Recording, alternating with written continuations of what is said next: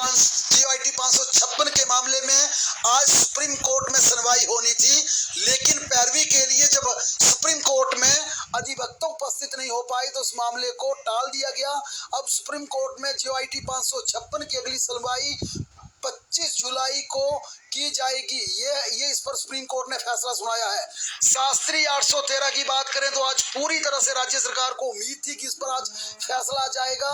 आज इस मामले की सुनवाई न्यायाधीश त्रिलोक चौहान और बरोवालिया की डबल बेंच में हुई और सुनवाई के दौरान राज्य सरकार की तरफ से राज्य सरकार का पक्ष रखने के लिए एडवोकेट जनरल अशोक शर्मा उपस्थित हुए और जिस प्रकार से दोनों पक्षों की दलीलें दी गई और इसके बाद हाई कोर्ट ने जब राज्य सरकार को पूछा कि आप इस शास्त्री की भर्ती को लेकर जो एनसीटी ने आपको आदेश पारित किए थे उस पर क्या हुआ, इस पर एडवोकेट जनरल की तरफ से हाई कोर्ट में कहा गया कि एनसीटी के जो निर्देश जारी हुए हैं उन निर्देशों को मानने के लिए राज्य सरकार बाध्य नहीं है, क्योंकि एनसीटी ने अपने पारित आदेशों में कहा था कि हमें कई स्टेट से कई प्रदेशों से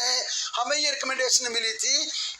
कि आप शास्त्री की भर्ती में हायर एजुकेशन को इंक्लूड करें। जिस प्रकार से टीजीटी साइंस, टीजीटी आर्ट्स की भर्ती होती है उसमें जिस प्रकार से दूसरी तमाम क्वालिफिकेशन को जिसमें जरूरी रखा गया है, उसी तर्ज पर ये स्टेट्स ने मांग की थी कि शास्त्री की भर्ती के लिए भी ये शर्त लगाई जाए। एनसीटी ने अपने आदेशों में कहा था कि इसी राज्य सरकारों की या राज्यों से मिले प्रस्तावों के बाद हमने इसे जरूरी किया, लेकिन हिमाचल प्रदेश सरकार के अधिवक्ता ने जब ये दलील दी कि हम इन आदेशों को मानने के लिए बाध्य नहीं है, हमारे ऊपर किसी प्रकार की ऐसी बाइंडिंग नहीं है कि जो हमें एनसीटी आदेश करती है उसकी हम पालना करें। इस पर हाई कोर्ट ने दोनों पक्षों की दलीलों को सुनने के बाद हिमाचल प्रदेश की सरकार को यह आदेश पारित किए कि आप इस पर अलग से एफिडेविट दायर करें और इस शब्द पत्र में आप हाई कोर्ट को यह बताएं कि आप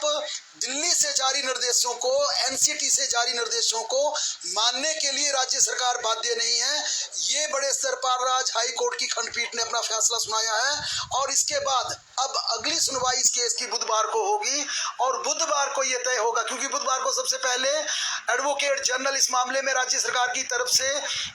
एफिडेविट दायर करके बताएंगे कि हम इस भर्ती के लिए जो एनसीटी की गाइडलाइंस है उसे मानने के लिए बाध्य नहीं है, क्योंकि यहाँ पर टीजीटी और आर्ट्स में जिस प्रकार से आरएनपी रूल्स हैं, शैक्षणिक योग्यता जिस प्रकार से रखी गई है उसी तरह से केंद्र चाहता है कि राज्यों में ये जरूरी हो, यानी बीआरडीएस के समकक्ष को जरूरी किया जाए, लेकिन इसे मानने के लिए राज्य सरकार नहीं है और अब ये बात राज्य सरकार को एफिडेविट में बतानी होगी। अब इस मामले की अगली सुनवाई बुधवार